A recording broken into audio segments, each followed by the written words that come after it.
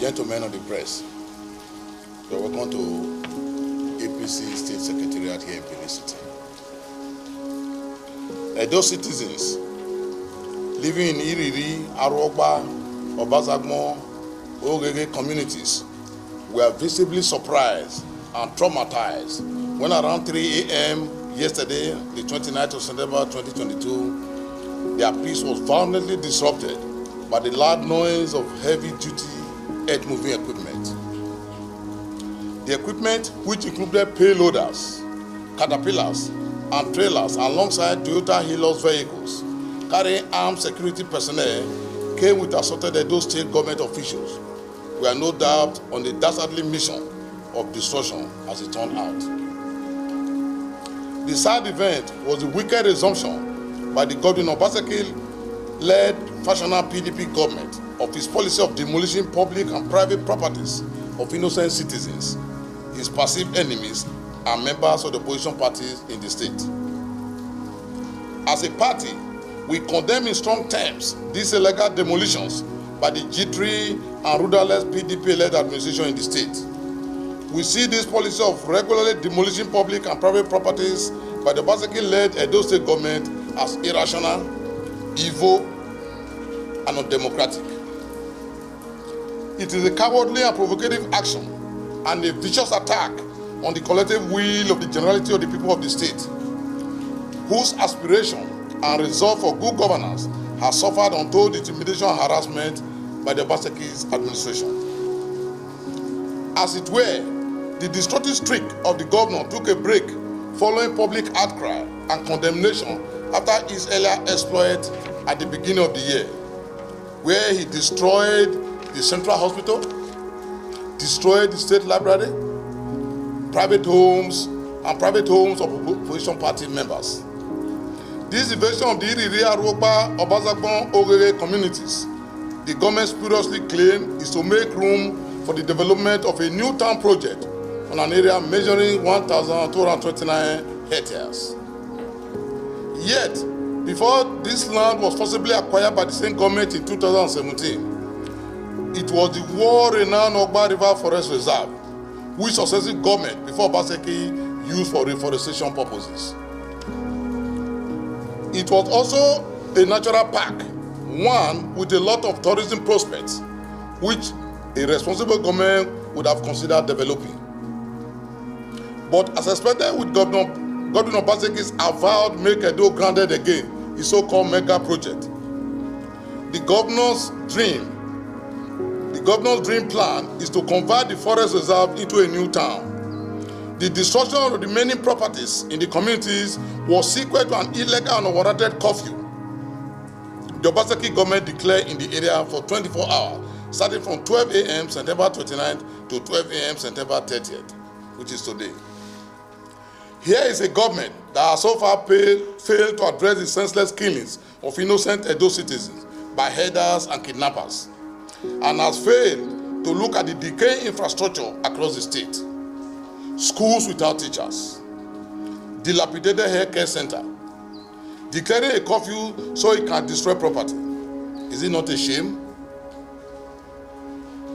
It is very ironic that the same government will destroy the private estate within Ogba River Forest Reserve by removing the buildings, even when many of them were occupied by families with children and the elderly. The same government that gave certificate of occupancy to many of the developers in the communities.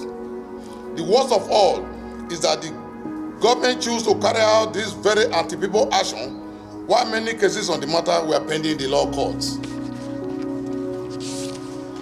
It is also on record, though it is over 5 years since the government claimed to have acquired the said land, it has also deliberately and shamelessly failed to compensate the original owners of the lands.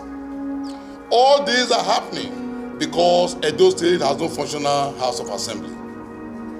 Without any equivocation, the APC demand that the Edo State government should immediately halt the demolition exercise, leave the curfew it imposed on the communities, embark on the rebuilding of all the demolished properties, and tendered an unreserved apology to the people of the state for its myopia. Edo must move forward. Thank you, and God bless you all. In 2017. 2017 to today is about 5 years. Was the government sleeping when people started developing on the land? If that is true, who issued them the CofO?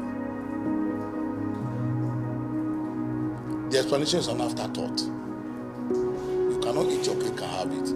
Before the acquisition, people were already living there. Houses were already in existence. It was not a virgin land.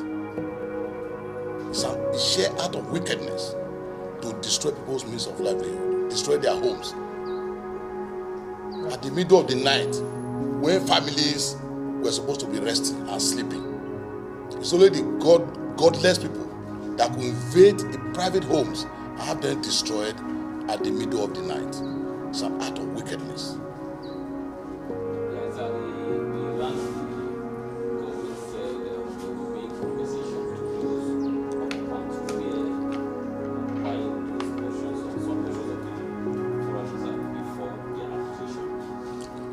One would have expected that before demolition, compensation would have taken place. You also are aware that most of these cases are in court, and court has even ruled that it should maintain the status quo. Because we have a governor who have no respect for the rule of law, his first action was to go and destroy those houses. It's satanic, it's wicked, and it's ungodly. Since Obaseki has no respect for rule of law, it doesn't listen to courts, but they run to courts every time to look for injunctions. My advice is that, as an opposition party, the victims should not rest on their oars. The court is the last hope of the common man. They will keep pursuing their cases. Why? We, as opposition party, we keep sounding it on the ears of the governor, even though it's a deaf administration, for them to understand that you need to have the milk of human kindness. We have schools without teachers. We have health centers that are poorly equipped. We have schools where we don't have teachers. People study under the rain in open sky roofs. Yet, instead of you to quickly go back there and address these teething problems, your first reaction was to go and destroy people's homes so that you can acquire it for your use and the use of your cronies. Period. A town that you have not developed for the past 5 years, is it the remaining 1.5 years you will use to develop the town? It's a simple question. You acquired land in 2017 for a new town development project, so to speak. You waited until the twilight of your administration before realizing that, this new town project is about to start. What you could not do for 7 years, you want to do it for less than 1.5 years.